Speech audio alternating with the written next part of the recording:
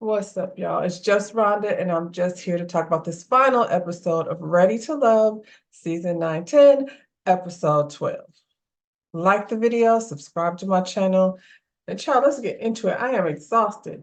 I am exhausted, but we're here. We're here at this cookout that Tommy is having, and I'm not really sure why, because I don't know, maybe Tommy's lonely and he just need to keep making up shit to keep these people here because he won't have nothing to do.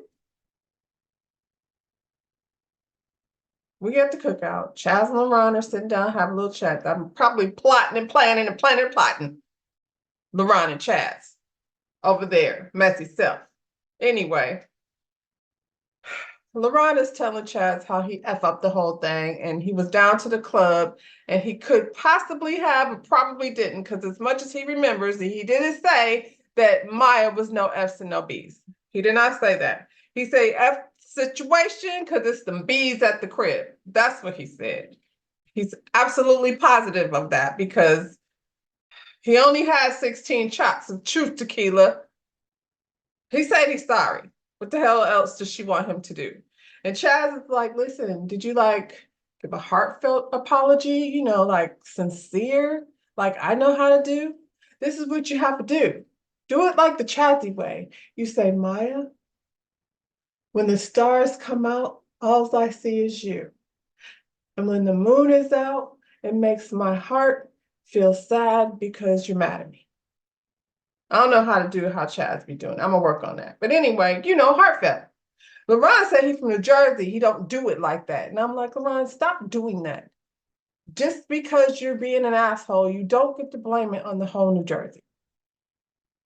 Now learn how to say you're sorry. This is the thing. You're not going to be able to say a heartfelt sorry when you're not really sorry. You're not sorry, he's still mad. Now here comes Maya, right on time, right on cue. She sits down with LaRon because Maya's on a mission. She's not trying to be around here real long. She didn't even get dressed like she normally does. She just threw on a pair of shorts and was like, girl, let me go tell this boy about how this is done. I'm not doing this shit anymore. You're gonna be out in those streets, hollering and screaming, acting a fool.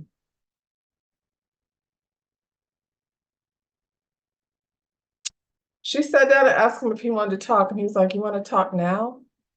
Well, yeah. That's why Tommy brought us over here to this cookout, so we can talk. Get this, wrap this thing up. We're not coming back for any more episodes. This is the one where you wrap it on up. We're not going to the bridge. Chaz is sitting with me. I wish they would have done a better job of cutting this thing because it was very strange to me that like LaRon was sitting with Chaz and then he was sitting with Alonzo and now Chaz is sitting with Patrice and Vanessa. We're sitting around, moving around tables. They could have just had one big old table and let everybody sit there. Instead, they're sitting around lurking and looking at each other. Chaz trying to see what's going on with LaRon and Maya and Vanessa and Patrice is like, hello, we got sister wives over here. Stay focused, Chazzy. You picked us here. Chazzy's like, listen, we got some decisions to make, I suppose, but I ain't the only one with decisions.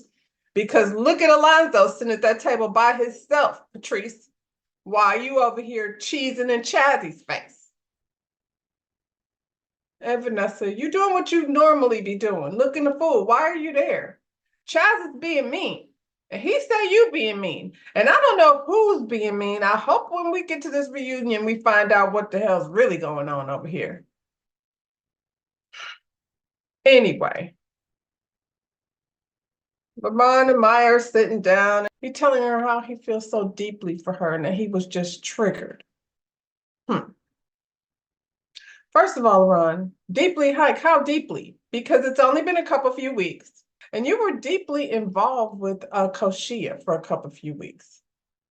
I'm just saying, LaRon, you be deeply involved and invested in a really short period of time. And you don't need to stop doing that. And what triggered you? Triggered by what? This is going to be probably falling in the category of, was it another girl out there that, did you dirty? And now you mad at all of them? Calling people bitches and stuff? Don't say you didn't because I keep on hearing you say it. You call somebody ugly too, and that's not nice. She know who she is. You think she not watching? Now she knows that you said she was ugly girl. That's not nice, LeBron. You worry about embarrassing somebody on TV. Huh. He said he wasn't about to look like no simp. She was close to some dude and he felt disrespected.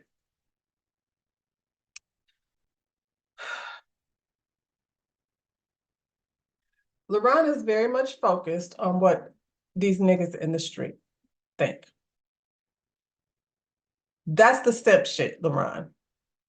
Either you're trying to grow up and have a great woman in your life, and I don't know that that's Maya. I don't know nothing about her. All I've seen her do is smiles and be cute. And that's where I'm at with it. Everything she said made perfect sense to me. So if there's some other stuff that's happening on, turn up time, tequila time, and all of that, I don't know. I ain't seen it. And this is the thing. I'm gonna stay right here before I forget about it.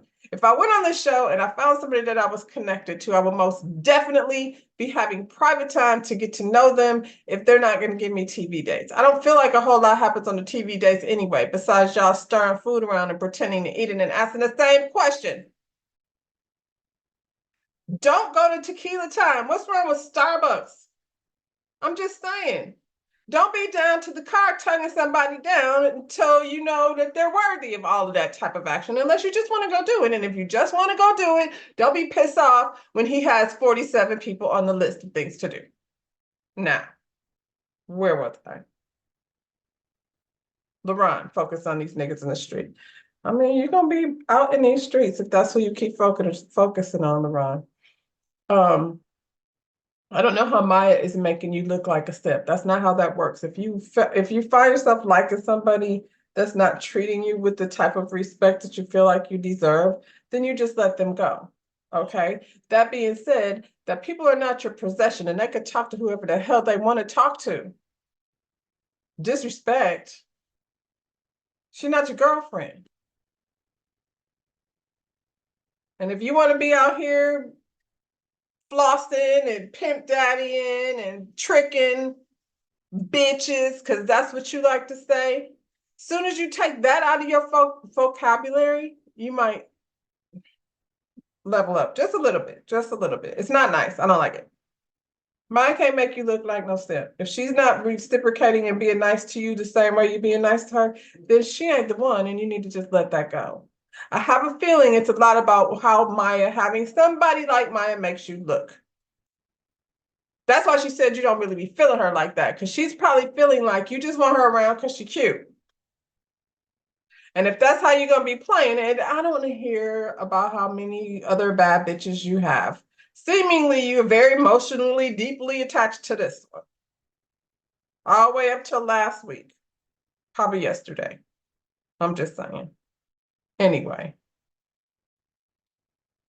She said she don't want to worry about you popping off every time you get, see her talking to somebody.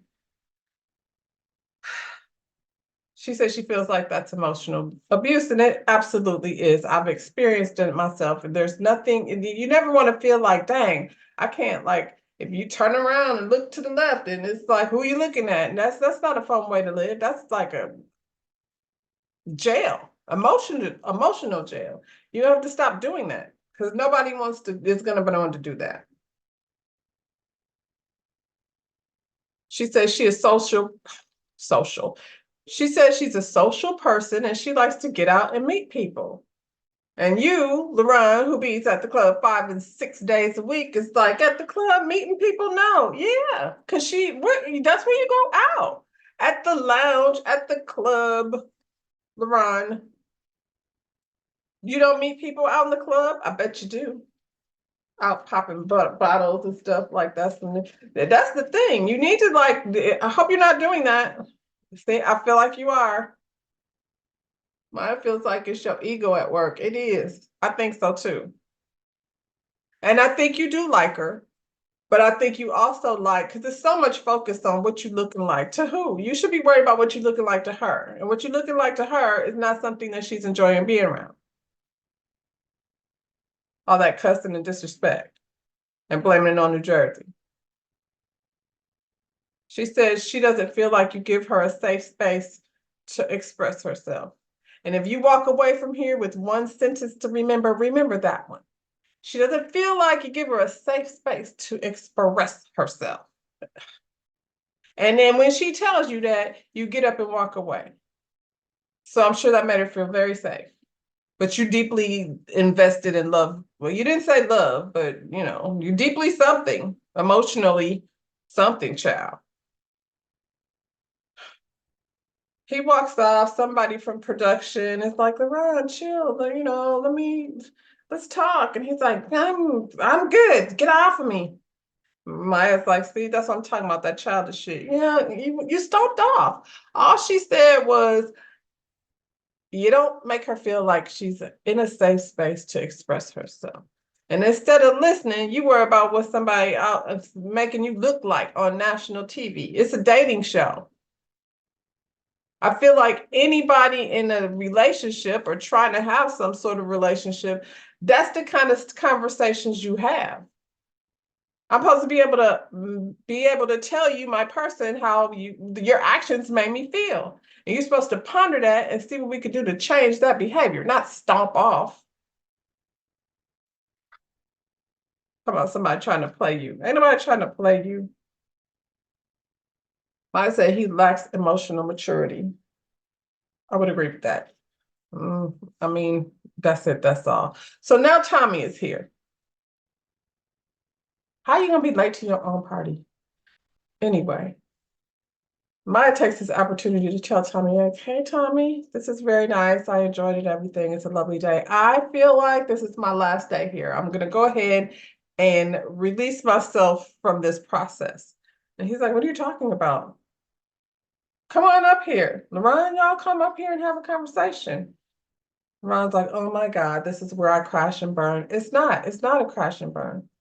You still got time to be nice. Now, I don't know that you have time to, woo Maya, but and if you can't handle it, then you probably should just, let it be. Let it be what it was, child. It ain't gonna be. He talking about he's gonna be out here looking soft. Yeah, that's what happens when when boys and girls link up, niggas start acting soft. That's not a bad thing. He said he going home a loser. I wish you wouldn't think about it like that. That's not what that is. Nobody thinks you're a loser. We think that you and Maya didn't work out. And it really doesn't matter the reason.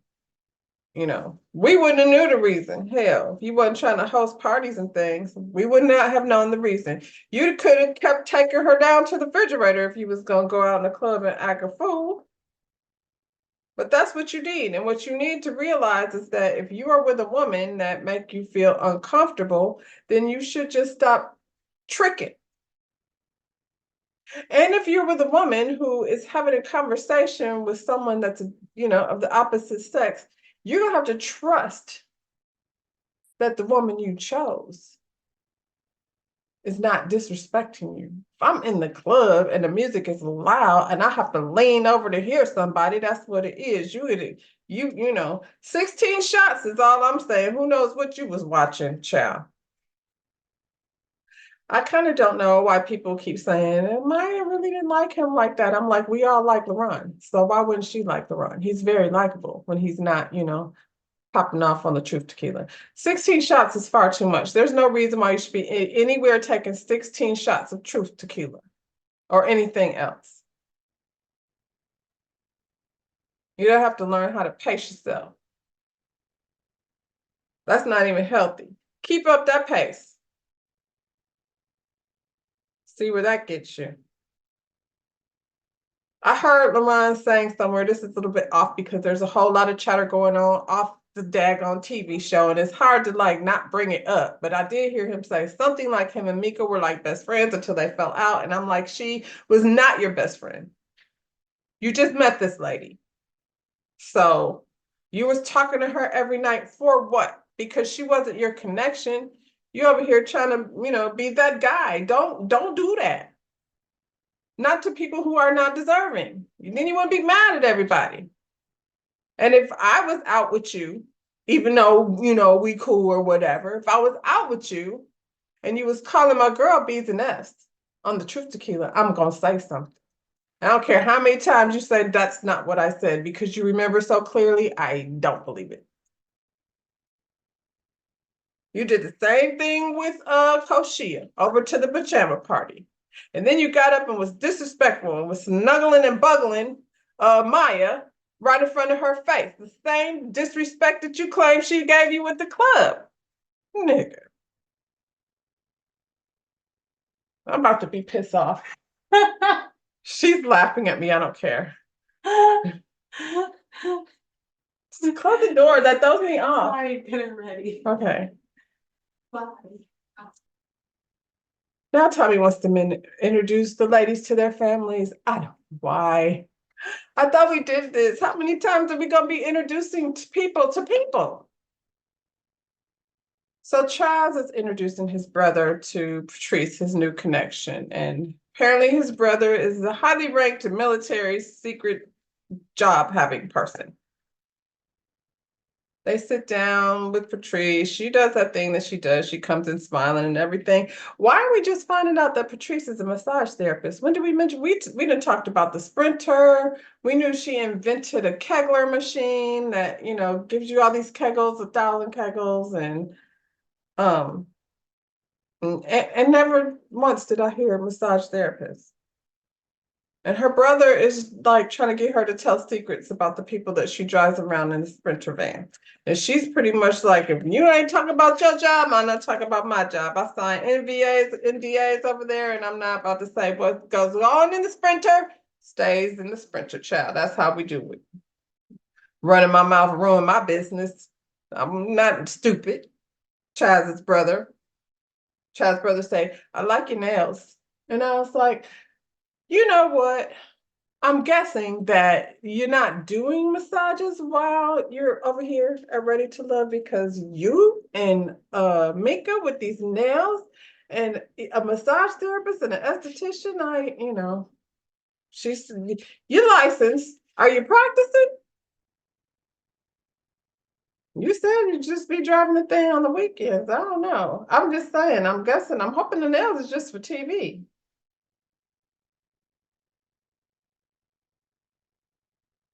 Patrice said she can see a life with Chaz outside the process. And I'm like, you can? I feel like it was just last week, girl. Y'all don't be playing around. What have you done in the process? What have you done in the process with Chaz that makes you feel like you can see a life outside the process with him? But did you go down to the car with Chaz in the parking lot? Chaz said Patrice got him second guessing his original decision. They had to make a connection somewhere, child. I don't know. That was one hell of a text conversation or phone conversation or whatever they was doing over there. She got them all prayed up. And it changed the game. Justin introduces Mika to his brother. He let his brother know she fine now. She got a lot of hams and things. And on one hand, I'm like, Justin, stop saying that. Stop doing that. Y'all did the same thing to AD over there on Love is Blind. But then, I guess when you have not had the opportunity to meet Mika, you probably do, if you're a guy, like if, I was like not probably going to tell one of my girlfriends, hey, she's got these hams over here. But if you're a guy and you're introducing her, you might be like, just warning you, she coming in here stacked, and did. And the brother was like, woo. Once he got it out of his system, they got down to the business. He said, Justin over here is a lot of work. And I want to know what that means. I really would like to hear the other side of this conversation. Now, Mika's daddy said these pretty niggas be out here doing too much. And I feel like that's the work his brother is talking about. We know. He got a label. Sure. Just to say, she asked him about his past relationships and how long did they last. And he was like, he liked his personal space. And I'm like, what is that? What is that? We can find out first what the personal space thing is with Justin. and see if he's willing to adjust it, to accommodate you. Because it feels like he be ghosting, coming back, ghosting. How much time is this personal space? Just curious. Shouldn't be a problem. Like Justin, it shouldn't be a problem. Everybody needs their personal space. Do you need more than the average person? Shoot, I need mine too. But then I need to see my boo. See how that works?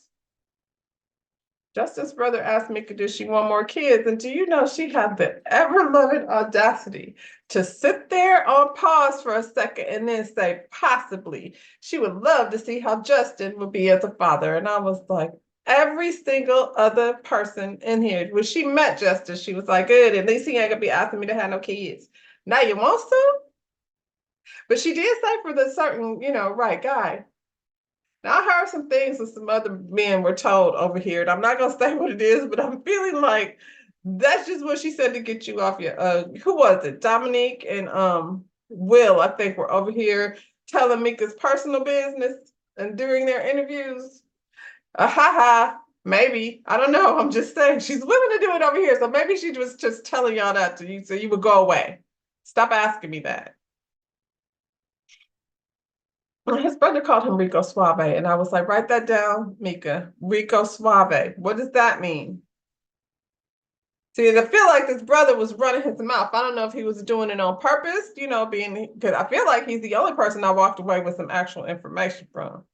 You know what I mean? The rest of them was just, she's nice, like her nails. Patrice meets Alonzo's cousin.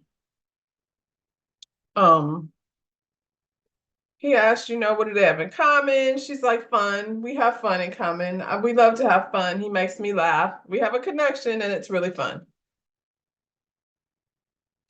She, who was supposed to be, you over here supposed to be like, I thought the cousin was supposed to be like finding out about her. But now she's over here asking questions because they're two 12-year-olds who really don't know how to get down to it. So Patrice asked Alonzo, what are his plans? And he said that he wants a wife and kids and a house and all those things that most people want at some point in their life. I feel like he's 30 something, 35, 36. So he's probably, getting to that point where he's ready to make those types of decisions when he might meets the right person. Somebody his age probably thinking about having some babies. Soon, maybe. I don't know. She's at 42, so she ain't got a whole lot of time. So, I'm just saying, I don't think she's having any more kids anyway. I think, Patrice is very much on bullshit, but okay. He said he's in an apartment right now. He said he haven't even put no pictures on the wall because he's not trying to make that permanent. I'm like, Alonzo, hang some pictures on the wall for God's sakes. Make your place wherever you at, your home and your peace. Don't be hanging around in an apartment with nothing on the walls, just waiting on the next day. Enjoy today while you're here. I'm just saying. Get a fishbowl or something. Look at LaRon. LaRon, get your boy. Get him invested in some art. Both of y'all get out of an apartment and get a house. You're wasting your money. Chaz, did you tell them that? Did you tell him to get out of the penthouse playhouse and invest himself in some property that he owns? Put the goddamn truth tequila and champagne bottles away, for goodness sake. Every Monday, Tuesday, Wednesday, Thursday, Friday, Saturday. Lonzo asked her, is she ready for a long-term relationship? And, she's looking for a husband and a man child. And, he said he figured the way it looks to him, they just keep doing what they're doing and having fun. And, that's what they plan to do anyway. So I guess, child, that's the plan, having some fun. Chaz is there to introduce his brother to Vanessa. Now he's sat there telling his brother about all the things that he hates about Vanessa. And she doesn't, really take my feelings seriously. And that's a problem. But his brother's like, well, hold on a second. We just see what, what's tea. And he was like, and she doesn't like dogs. And his brother said, do, do, do, do. And I was done. I was done. I'll probably be doing that for the rest of the summer randomly. Anyway, Vanessa comes in and They get straight to the discussion. It's not all warm and fuzzy. It's actually kind of like tense. And Chaz told her he just got done saying a bunch of wonderful things about her. And I was like, no, you didn't. You told her brother that she doesn't like that she's questioning your whether or not your feelings is genuine. And you have an issue with that. It's making you second guess things. And she doesn't like your dog. And we all know that's a problem. And I'm okay with that. But don't say you were saying nice things because you weren't, unless they just, cut that out. But that would be weird. Maybe not, because they'd be over here doing shady stuff. I'm just saying. She sat down and she said, she's kind of got an issue with Chaz not narrowing things down. Like, I think she figured by now her and Chaz would have, committed to each other. And Chaz was like, you got connections, no. The brother asked her, Chaz's brother asked her if she had any other connections. She was like, well, yeah, I had one other guy. And he was like, well, see, that's part of the process. And she's like, not 10, 11, 12, 13, like Chaz do. And he's like, well, yeah, you got a point there. And I feel like it should be down to just me at this point. I don't understand. Like Mika and Justin are over here like making plans for what's next. Anybody at this point that still has two connections, Chaz and Patrice over here playing, then that's just what it is. You should have left the cookout with Maya. I'm just not clear. Like the tension is so like not loving over here. Y'all act like y'all don't really like each other that much. That's what I'm saying. Like when did the discord happen? Chaz said, well, when we were down at the vacation house and I had to leave, you didn't even check on me. And I was like, check on you? Nigga, you sneaked out the back door and didn't even say nothing. You didn't even bring people back home that had rode with you. And you wanted her to check on you and say what? You told Patrice what was going on. You, child, I would have checked on you all right. You over here praying in the room with the lady that you penciled in on the list and you want me to come check on you? Feels like you have been checked on. And I don't think that's gonna be that excuse ain't gonna work, Chaz. Try another one. Try another reason why you don't like the lady. Well, Chaz said her questioning his genuineness is making him lose faith. And it's literally rippling through him. I knew he was going to give me one. I like that one better. Keep that one on the script. I don't really like the whole thing about how when you were down to the vacation house, that she, didn't check on you or what have you. But this one, okay, I'm feeling this one. So I'm questioning the genuineness. That makes me lose faith. And it's rippling through me. That one I like. Yes, we're going to keep that one there. Chaz, you added another woman to the list. We were supposed to be down to the vacation house, snuggling up like Mika and Justin, but no, you want to be over here in the middle of the night, down there at turn up time, kissing strawberries all over this girl Rashina, and then we don't know why Patrice is there, where she came from, but she did decide like to play Alonzo and add herself to Chaz's list. So he's like, hey, the more the merrier. Bring them all if you want to. We can do this every weekend. You've been hanging out with LeBron too much. Rub it off on each other. Chaz tried to sneak a decision out of her. So are you thinking like, what are you going to be doing when we go over there to the bridge? And she's like, I haven't decided yet. Have to go home and sleep on it. This would have been another one of those opportunities for you to be like, actually, no. Actually, I think now is when I'm going to choose me. But no, she had her outfit planned for the next day. So she was going to go ahead and ride it out. And his brother likes her nails. I feel like, Chaz, did you teach your brother that? Because you do that same thing. I like your shoes. I like your halter top. I like your blue dress. I like your nails. That's what y'all be doing over there. I don't think your brother quite has a handle on it. You're going to have to help him out with that one a little bit. So Chaz and Vanessa meet at a lakefront as she saunters down the, sidewalk and her red ruffles are flowing in the wind and she looks pretty like she normally does. But that we're not going to take that away from her. She always looks very nice and poised. they talk about how they experienced the process. And, she was like, it was, some good, but right now I'm kind of feeling away because I've noticed like throughout this whole process that you've consistently chosen yourself. And I was like, what does that mean? Because I feel like I will be consistently choosing myself because whenever I watch RuPaul, he always say, if you ain't gonna love yourself, how the hell you gonna love about somebody else? So I need her to make that make sense. And he said he don't agree. He says she have a problem with seeing the needs of both people. It ain't just about what you want, Vanessa. It's about what I need too. We supposed to be doing this thing together. And I agree with that. You know what I'm saying? He said you haven't even given him the grace to like see what he's feeling or what he wants. And she says she don't have no graciousness for self-denial. And I said, what? Y'all are confusing me. There's a conversation happening and I don't get it. She deserves something that isn't tumultuous. And I said, when did it get tumultuous? And why are we still here then? Tumultuous is not a good thing to be having at the beginning of a relationship. And what makes it that way? Self-denial. What is he in denial about? I'm just saying. I could think of a lot of things like to say, but what has he been in denial about? I need more. Y'all are like leaving pieces out the puzzle, expecting us to figure it out, hanging around each other at the top of everybody's list, but you don't really like each other.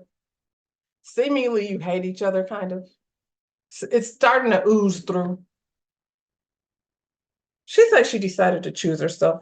He gonna choose. He said, I'm glad you said that because I was gonna say the same thing. He said, you're not the kind of woman I could love. And I was like, well, that was mean, Chaz. You did not have to say that. You did not have to say that. You're not the kind of woman I could love. You're not someone I could love. Dang. That's me, Chaz. He said he was protecting himself from someone who isn't emotionally stable. And I'm like, Chaz, we did not see this. Don't do that. Now you're being messy. We did not see this. When was she emotionally unstable? Because all we've ever seen her do is be poised.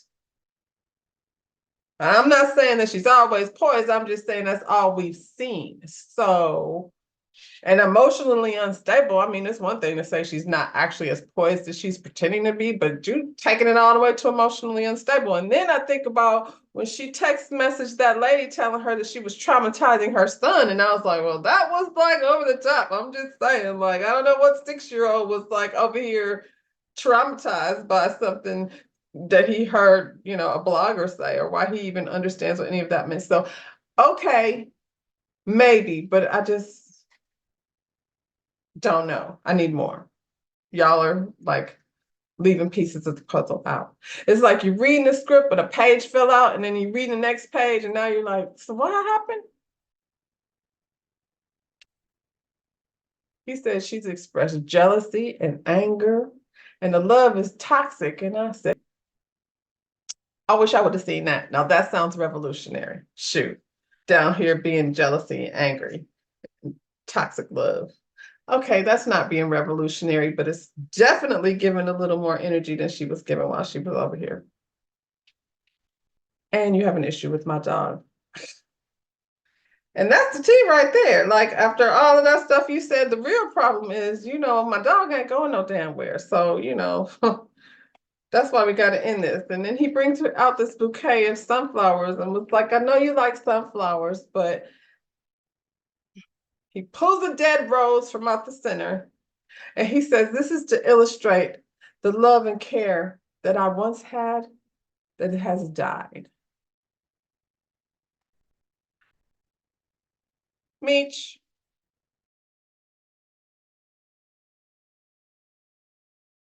that was too much, Chaz. You did not have to give that lady no dead rose. That was too much. I wouldn't have put that in the script. I would take that out the script. You should have just showed up with Lola. You should have just rolled up with Lola and your collar all popped up and everything. And, you could stand on the bridge and have your like standstill moment. Your ponder moments would have been very dope if you would have had Nola with you. I'm just saying.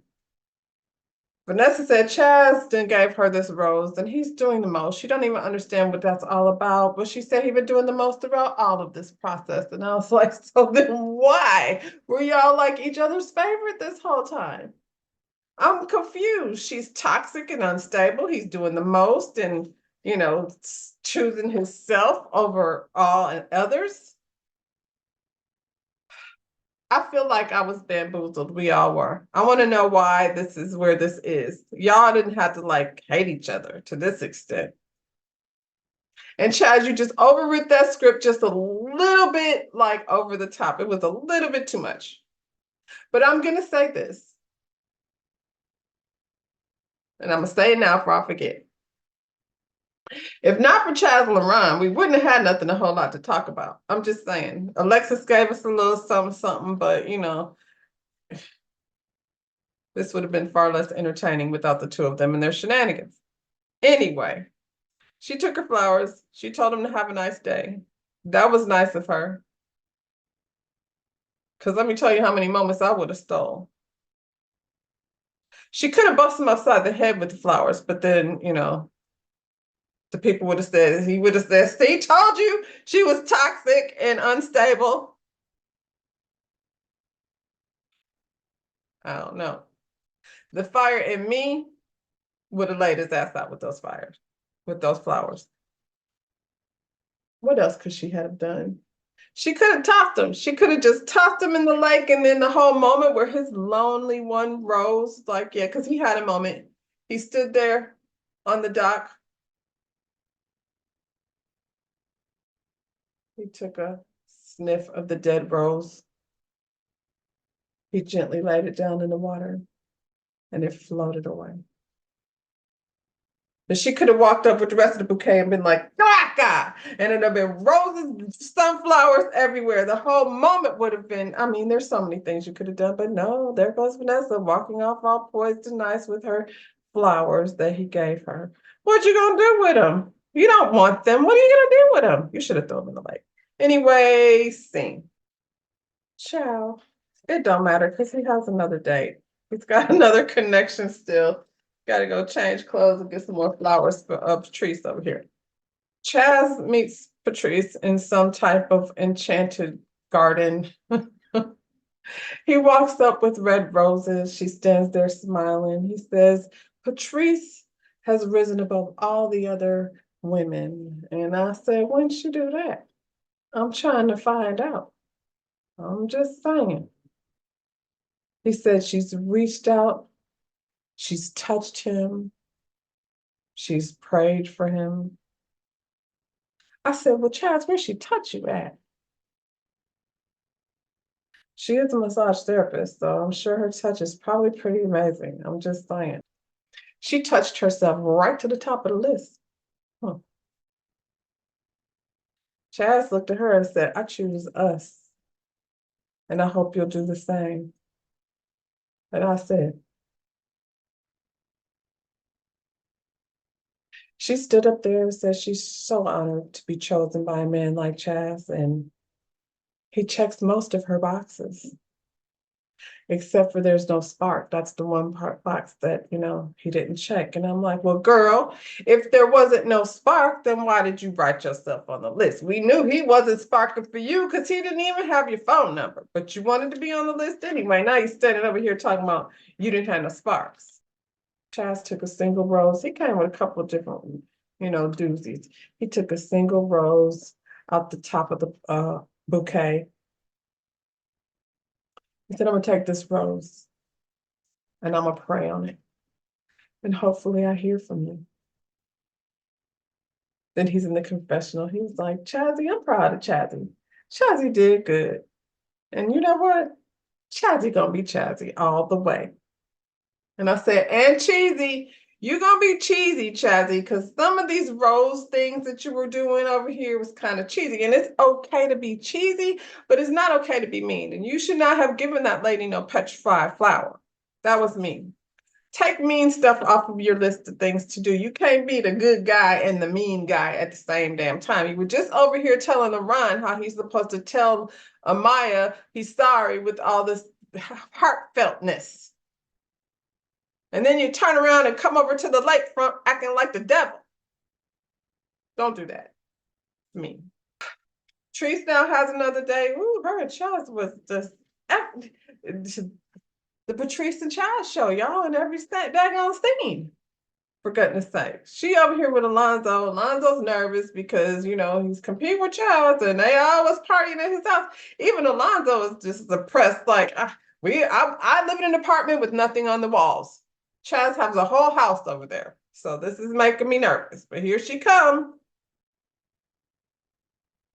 They sat down there, they looking goofy at each other. He says she's fun, she's spiritual. Yeah, because she do be praying and stuff. And, you know, he chooses her, of course, but he's chosen her throughout the whole thing.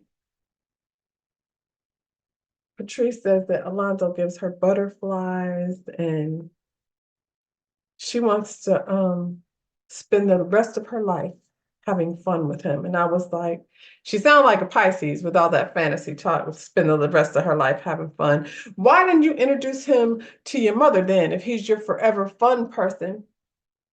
Because your mother would have been like, what the hell are you talking about? This is a whole child. He just barely moved out the house.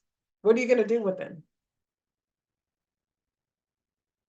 And he's sitting there talking about, I just go with the flow and do whatever, have a good time, be as goofy. I mean, they skip off into the enchanted forest, damn near, off to have fun for the rest of their lives. Her script is kind of stupid. I don't like it. I'm just saying. Justin and Mika, they make it to the bridge. We knew they would. Thank God, because it's been kind of weird. I don't know what just happened between Alonzo and Patrice, but it ain't giving me warm and fuzzy feelings. It's giving me what the fuck feelings. That's what it's giving me, but you know. Anyway, Mika struggle walks across the bridge because, you know, she got on this a cute pink dress, but it's too tight around the ankles, so she can't hardly walk. And they're smiling at each other and everything. And Justin says he wants to continue the connection. And for him, it feels like love. And she was like, ooh, I'm off the spot with that one, child. I wasn't expecting to say nothing about love. But I'm here and I have a letter for you. And she points out all his positive attributes and, you know, lets him know that she was concerned a little bit that he's overthinking might sabotage what, you know, could be good between the two of them. And she said she chose him too, and so it was all cute and everything. They look cute together. Justin had a gondola kind of boat, you know. I mean, it wasn't like a real gondola, not like in Paris, but you know, it was a cute little boat, you know, ride. They get into the boat and they have some champagne and they toast to their happiness. And then the theme song from Ready to Love comes on, and you know, we all like take our tissue and dab our eye because we're so happy that somebody came on this show and found love, because that's why we're here. Anyway, the reunion. That's gonna be. Can y'all stay home this week? I mean, don't visit anywhere. Don't visit anywhere where I watch. I don't want to hear nothing from anybody this week. Just be quiet till we get to the reunion because y'all, some of y'all be adding too many details and it gets confusing. Hopefully over at this reunion, we're gonna figure out why Chaz and Vanessa hate each other and where did that happen. And you know, we got Glenn over there. I don't know why. We do not care. Glenn didn't come, and so why in the hell is he here wasting our time? And we better not spend a whole lot of time on that. Patrice is no longer having fun. That didn't last long. Apparently, Alonzo was over here, you know, getting it in with all these different women. And she said 3 women. I don't know if there was like out in the streets women or over here on this stage women, but that'll be interesting to see. And somebody started something because we got Alexis over here being dragged off the stage like a raging chihuahua, threatening people when nobody's afraid of her little ass. She's a hot mess. Anyway, y'all like the video, subscribe to my channel, and we'll be back for this reunion. Bye, y'all.